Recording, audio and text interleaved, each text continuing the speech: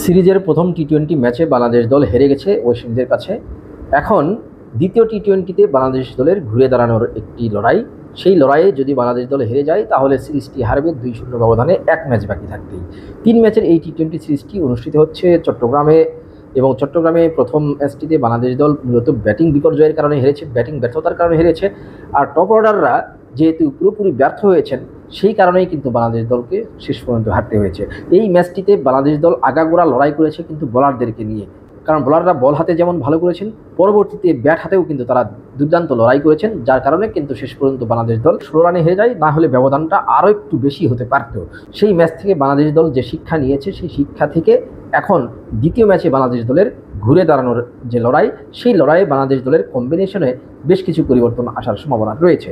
তবে সেই সম্ভাবনাটুকু আসলে বোলিং বিভাগে হবে কিনা তা নিয়ে যথেষ্ট সন্দেহ রয়েছে। কারণ হচ্ছে যে বোলিং বিভাগ যেহেতু ভালো করেছে, যেটি আগেই বলছিলাম, কারণ হচ্ছে গত ম্যাচে 17 ওভার পর্যন্ত বাংলাদেশের বোলাররা কিন্তু দুর্দান্ত বোলিং করেন এবং ওয়েস্ট ইন্ডিজের ব্যাটারদেরকে কিন্তু উইকেটে আটকে রাখতে সক্ষম হন। তারা কিন্তু খুব বেশি রান করতে পারেনি, কিন্তু উইকেট যেহেতু তুলে নিতে ব্যর্থ হয়েছে বাংলাদেশের বোলাররা, সেই কারণেই কিন্তু তারা উইকেট হাতে থাকার কারণে শেষের 3 ওভারে 51 রান যোগ করেছে।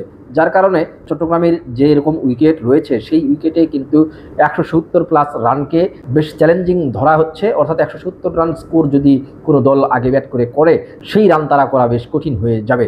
কিন্তু প্রথম ম্যাচে আমরা দেখেছি 165 রান করেই ওয়েস্ট ইন্ডিজ জিতেছে। এর পেছনে ওই যে বললাম, টপ অর্ডাররা কিন্তু একেবারে ভালো করতে পারেনি। বিশেষ করে প্রথম 6 ওভারে, অর্থাৎ পাওয়ার প্লের যে 6 ওভারের মধ্যেই বাংলাদেশ 4টি উইকেট হারিয়েছে এবং 4 জনই টপ অর্ডার ছিলেন। সেই কারণে বাংলাদেশ দল যে পিছিয়ে পড়েছে, সেই পিছিয়ে পড়া থেকে আর ঘুরে দাঁড়াতে সক্ষম হয়নি। বিশেষ করে মিডল অর্ডাররাও কিন্তু দায়িত্ব নিতে পারেননি, এবং মিডল অর্ডাররা যে দায়িত্ব নিতে পারেননি, কোলাপস তো হতেই পারে যে কোনো ম্যাচে। মিডল অর্ডাররা দায়িত্ব নিতে না পারার কারণে এই বিষয়টি নিয়ে কিন্তু অনেক সমালোচনা হয়েছে। এবং সংবাদ সম্মেলনে তানজিম হাসান সাকিব, যিনি মূলত পেস বোলিং অলরাউন্ডার, সেই তানজিম হাসান সাকিব কিন্তু বল হাতে তেমন সুবিধা করতে পারেননি। শেষের দিকে একদম শেষ ওভারে 22 রান দিয়েছিলেন, কিন্তু ব্যাট হাতে কিন্তু শেষ দিকে নেমে তিনি 33 রানের একটি ইনিংস খেলেছেন 27 বলে। আর সেই কারণে কিন্তু বাংলাদেশ দল শেষ পর্যন্ত প্রতিদ্বন্দ্বিতাপূর্ণ একটি অবস্থানে চলে গিয়েছিল এবং জয়ের একটি আশা তৈরি হয়েছিল। সেই তানজিম হাসান সাকিব কিন্তু ব্যাটারদেরকে দায়িত্ব নেওয়ার কথা বলেছেন, এবং তিনি বলেছেন যে মিডল অর্ডাররা যদি দায়িত্ব নিয়ে খেলতো এবং দেখে শুনে যদি ব্যাট করতো, তাহলে হয়তোবা এই ম্যাচটি জয়ের সম্ভাবনা ছিল। তো সেই মিডল অর্ডাররা তানজিম হাসান সাকিবের মতো একজন জেনুইন ব্যাটার যিনি না, তিনি যে ধরনের কথা বলেছেন, সেই কথাতে কি অনুপ্রাণিত হয়ে বাংলাদেশের জেনুইন ব্যাটার যারা রয়েছেন, মিডল অর্ডার যারা রয়েছেন, তারা কি এবার দায়িত্ব নিতে পারবেন, সেটি এখন দেখার অপেক্ষা। তবে মিডল অর্ডারে কিন্তু একটি পরিবর্তন আমরা অবশ্যই দেখতে পাওয়ার সম্ভাবনা রয়েছে। বিশেষ করে শামীম হোসেন পাটোয়ারিকে নিয়ে যেভাবে অধিনায়ক লিটন কুমার দাস বলেছেন প্রেজেন্টেশন সেরিমনিতে, সেই ক্ষেত্রে কিন্তু শামীম হোসেন পাটোয়ারির একাদশ থেকে বাদ পড়ার সম্ভাবনাটাই অনেক বেশি। সেই ক্ষেত্রে ওইখানে কিন্তু আসতে পারেন শেখ মেহেদী হাসান। তিনি দলে আসলে একজন অফ স্পিনার বাংলাদেশ যেমন পাবে, তেমনি কিন্তু ব্যাট হাতেও তিনি কিছু কন্ট্রিবিউশন রাখতে পারবেন। তবে শেখ মেহেদী হাসানের জায়গা পাওয়াটা খুব কঠিন, কারণ হচ্ছে তিনি ব্যাট হাতে কিন্তু আহামরি কখনোই তেমন কিছু করতে পারেননি। শামীম হোসেন পাটোয়ারি কিন্তু ব্যাটিং অলরাউন্ডার হিসেবেই মূলত খেলেন, তিনি কিন্তু বোলিংটা খুব কম করেন। অথচ শেখ মেহেদী হাসান কিন্তু নিয়মিতই বোলিং করেন এবং তিনি কিন্তু অপরিহার্য একজন বোলার হিসেবেই খেলে থাকেন একাদশে। সেই ক্ষেত্রে তার ব্যাটিংটা কিন্তু ওই রকম আহামরি কিছু নয়।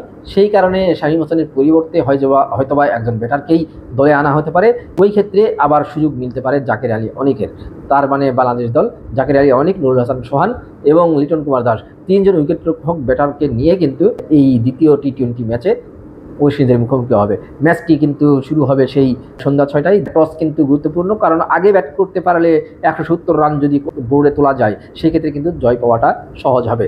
আর ওয়েস্ট ইন্ডিজের লক্ষ্য এই ম্যাচটিও জিতে সিরিজটি আগে ভাগে জিতে নেওয়া, এবং 2-0 ব্যবধানে এগিয়ে থাকলে তারা কিন্তু এক ম্যাচ হাতে রেখেই সিরিজটি জিতে নিতে পারবে। অথচ গত বছর ওয়েস্ট ইন্ডিজ সফরে গিয়ে বাংলাদেশের টি-20 দল কিন্তু স্বাগতিক ওয়েস্ট ইন্ডিজকে 3-0 ব্যবধানে হোয়াইট ওয়াশ করে এসেছিল। সেই দলটি এবার ঘরের মাটিতে প্রথম ম্যাচটি হেরে গেছে। এবার দেখা যাক বাকি 2 ম্যাচে বাংলাদেশ দল জিতে ঘুরে দাঁড়াতে পারে কিনা এবং সিরিজটা নিজেদের করে নিতে পারে কিনা। বাংলাদেশ দল অবশ্য লক্ষ্যটা জানিয়েছে যে প্রথম ম্যাচটি কিছু ভুলের কারণে তারা হেরে গেলেও দ্বিতীয় ম্যাচ থেকে ঘুরে দাঁড়িয়ে এই সিরিজটি তারা জিততে চান এবং সেই কথাটি কিন্তু তানজিম হাসান সাকিব সংবাদ সম্মেলনে জানিয়েছেন প্রথম ম্যাচের পরে। এখন দেখার অপেক্ষা যে আসলে কি ঘটে। তানজিম হাসান সাকিব যদিও বোলিং তেমন একটি ভালো করেননি, কিন্তু ব্যাট হাতে একটি কন্ট্রিবিউশন রেখেছেন, খুব গুরুত্বপূর্ণ অবদান রেখেছেন। সেই কারণে কিন্তু তার দ্বিতীয় ম্যাচেও খেলার সুযোগ রয়েছে এবং এই একই কম্বিনেশন নিয়ে বাংলাদেশ দলের নামার কথা। ওই একটি পরিবর্তন ছাড়া শামীম হোসেন পাটোয়ারির জায়গায় কিন্তু জাকের আলী অনিক, এবং ওপেনিংয়ে একটি পরিবর্তন আসবে কিনা সেটি বলা যাচ্ছে না, যেহেতু পারভেজ হোসেন ইমন রয়েছেন। পারভেজ হোসেন ইমনকে হয়তোবা একাদশে নেওয়া হতে পারে। তাহিদ হৃদয়ের ব্যাটিং নিয়েও কিন্তু অনেক সমালোচনা হচ্ছে। তিনি কিন্তু সবসময়ই খুব ধীর স্থির গতিতে ব্যাটিং করে থাকেন। যে কোনো পরিস্থিতিতে তিনি যেভাবে স্লো স্টার্ট করেন সেটি কিন্তু দলের উপরে নেগেটিভ প্রভাব ফেলে, এটি কিন্তু অনেকেই বলছেন। এখন দেখা যাক যে তাহিদ হৃদয়কে বাদ দিয়ে সেই মিডল অর্ডারে লিটন কুমার দাস নেমে যান কিনা এবং ওয়ান ডাউনে পারভেজ হোসেন ইমন খেলেন কিনা, এরকম কিন্তু কম্বিনেশন একটি হতে পারে। তবে সেই সম্ভাবনা খুব কম, কারণ এত পরীক্ষা নিরীক্ষা, এই যে সিরিজ হারের যে একটি শঙ্কা রয়েছে এই ম্যাচটি হারে, সেই কারণে কিন্তু এই পরীক্ষাটা না করার সম্ভাবনাই বেশি।